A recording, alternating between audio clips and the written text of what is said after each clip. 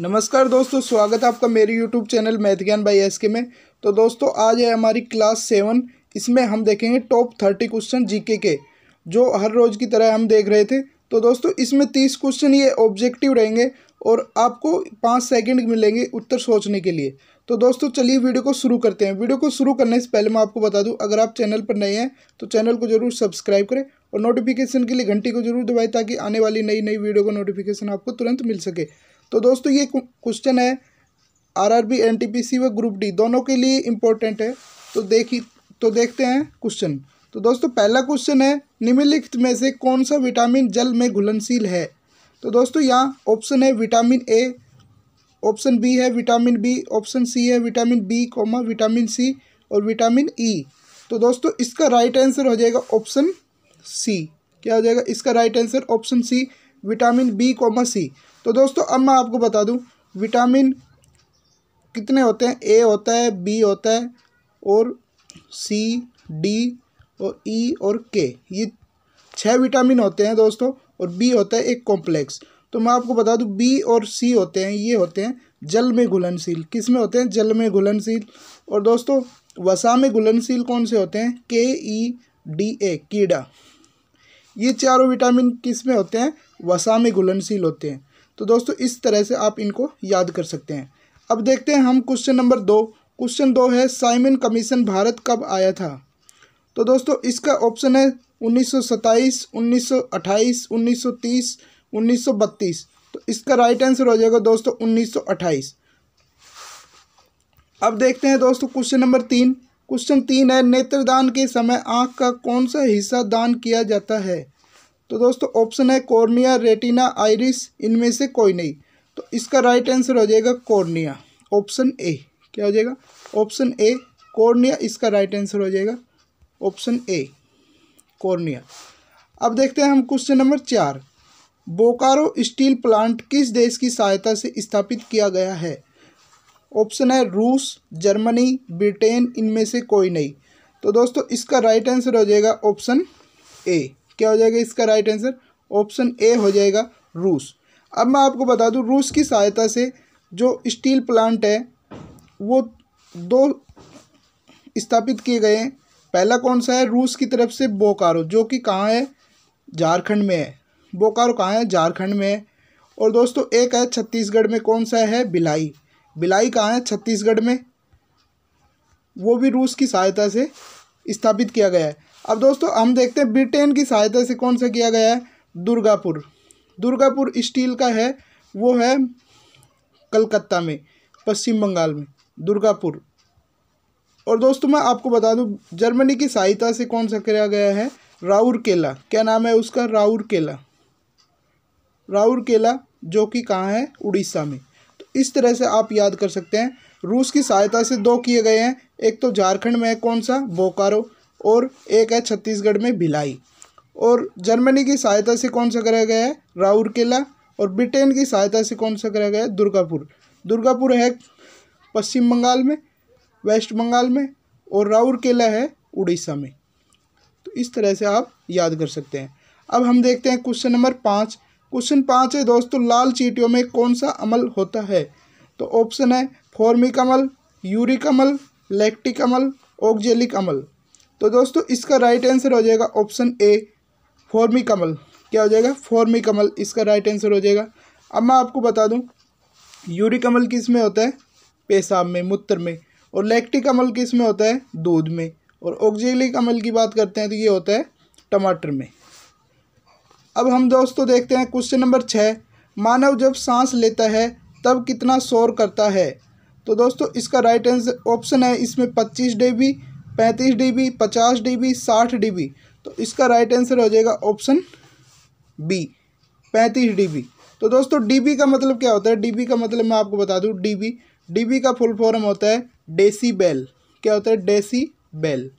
DB का full form होता है डेसीबेल, जो ध्वनि को मापता है। ध्वनि को मापने का यूनिट है ये। अब हम देखते हैं क्वेश्चन नंबर 7।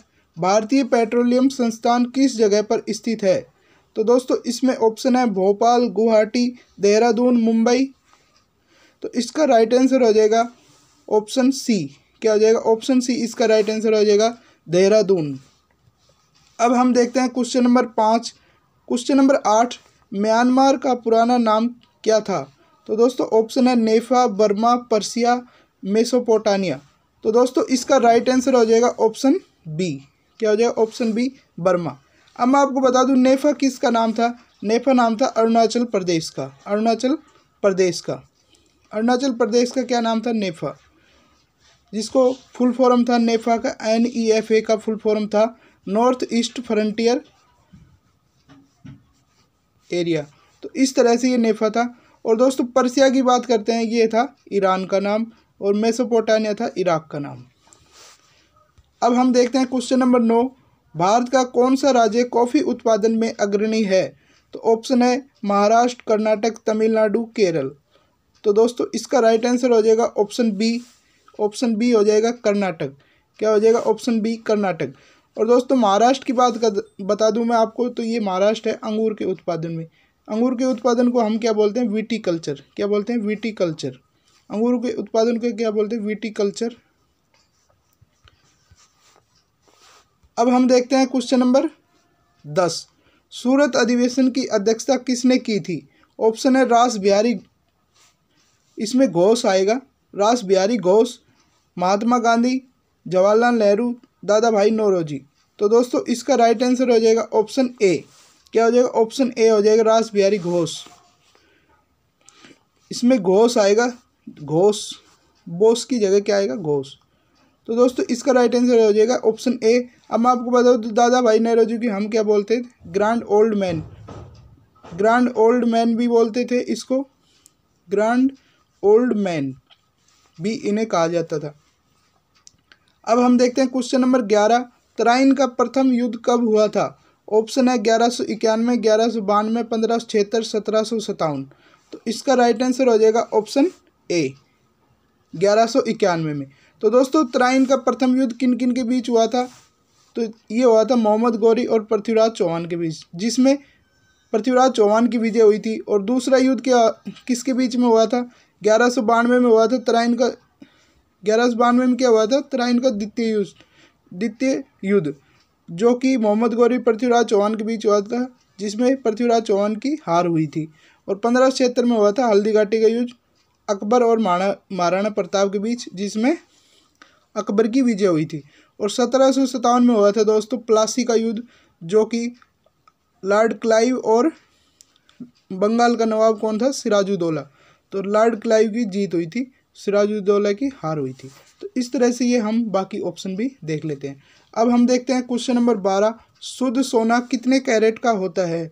तो दोस्तों ऑप्शन है 22 कैरेट, 24 कैरेट, 26 कैरेट, 20 कैरेट। तो इसका राइट आंसर हो जाएगा ऑप्शन बी 24 कैरेट। अब हम देखते हैं क्वेश्चन नंबर 13, कुंभ मेला कितने वर्षों में लगता है? 10 वर्षों में, 8 वर्षों में, 12 वर्षों में, 15 वर्षों में। तो दोस्तों इसका राइट आंसर हो जाएगा ऑप्शन सी। कितना हो जाएगा? 12 वर्षों में। अब मैं आपको बता दूं कुंभ मेला 3-4 जगह लगता है और 3-3 सालों के गैप में लगता है। 3-3 सालों के गैप में लगता है, 3 साल के गैप में लगता है। तो दोस्तों कौन सी जगह लगता है? हरिद्वार, उज्जैन, प्रयाग और नासिक। 4 जगह लगता है, हरिद्वार, उज्जैन, प्रयाग, नासिक। हरिद्वार कहाँ है? उत्तराखंड में है। उज्जैन कहाँ है? महाराष्ट्र में। और प्रयागराज, उज्जैन कहाँ है? मध्य प्रदेश में। प्रयागराज यूपी में। और नासिक कहाँ है? महाराष्ट्र में। तो इस तरह से आप याद कर सकते हैं। ये है एमपी में। उज्जैन कहाँ है? एमपी में। और प्रयागराज है यूके में है हरिद्वार, और यूपी में है प्रयागराज। और नासिक कहाँ है? महाराष्ट्र में, एमएच में।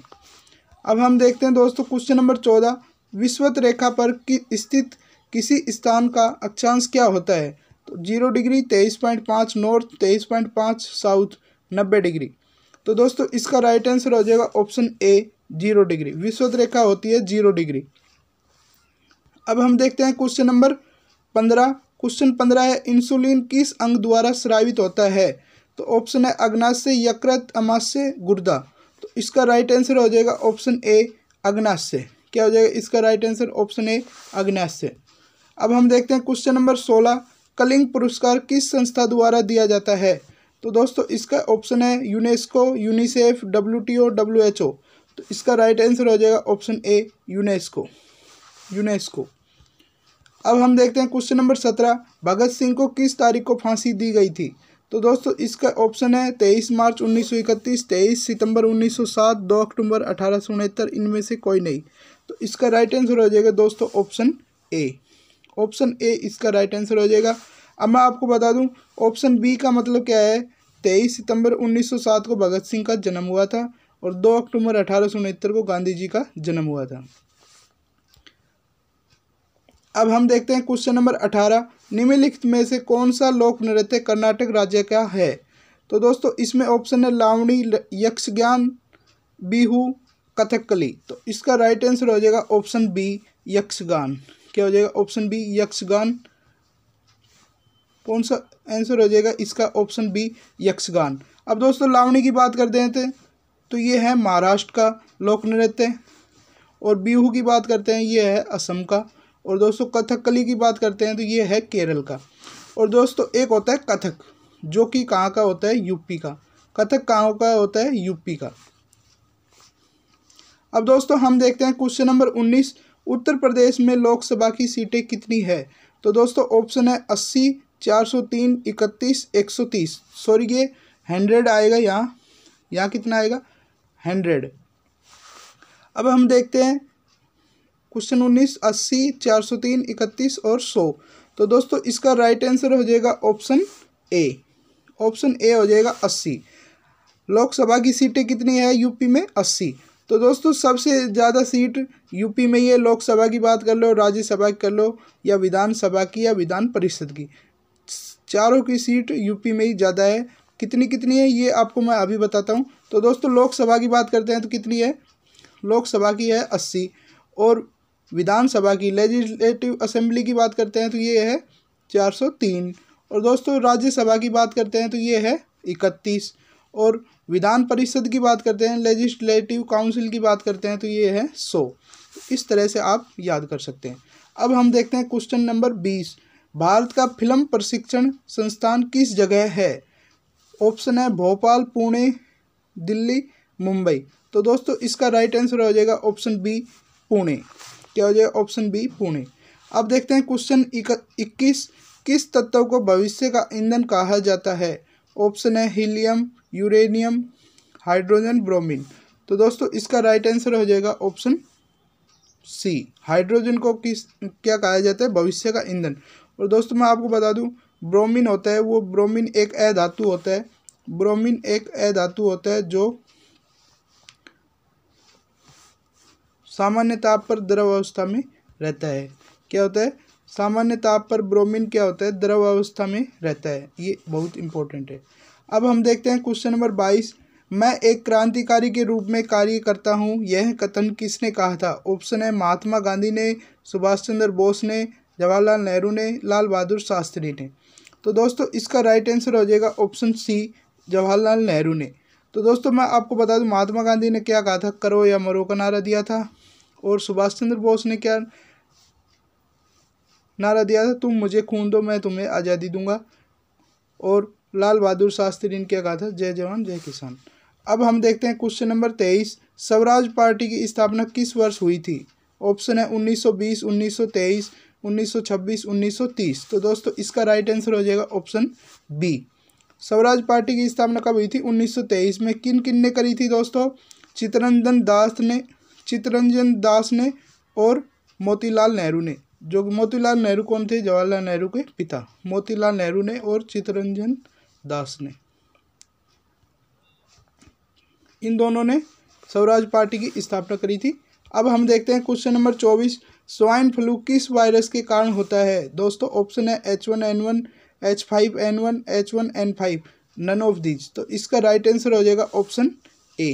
क्या हो जाएगा? Option A. स्वाइन फ्लू किसके कारण होता है? H1N1 के कारण।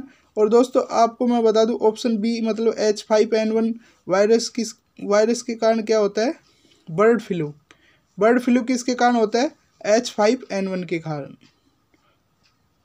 बर्ड फ्लू किसके कारण होता है? H5N1 के कारण। अब हम देखते हैं क्वेश्चन नंबर 25। पृथ्वी का एक प्राकृतिक उपग्रह कौन सा है? ऑप्शन है फीबोस, डीमोस, चंद्रमा, इनमें से कोई नहीं। तो दोस्तों इसका राइट आंसर हो जाएगा ऑप्शन सी, चंद्रमा। अब मैं आपको बता दूं ये दो ग्रह हैं, ये जो मंगल ग्रह के उपग्रह हैं, जो ये दो उपग्रह हैं फीबोस और डीमोस, ये किसके हैं? मंगल ग्रह के उपग्रह हैं। और पृथ्वी का एकमात्र कौन सा होता है? चंद्रमा। अब हम देखते हैं क्वेश्चन नंबर 26। राजीव गांधी खेल रत्न पुरस्कार के साथ कितनी राशि दी जाती है? ऑप्शन है 5 लाख, 10 लाख, 25 लाख, 15 लाख। तो दोस्तों इसका राइट आंसर हो जाएगा ऑप्शन सी। तो दोस्तों पहले राजीव गांधी खेल रत्न में कितनी राशि दी जाती थी? 10 लाख, और अब फिलहाल कितनी कर दी? 25।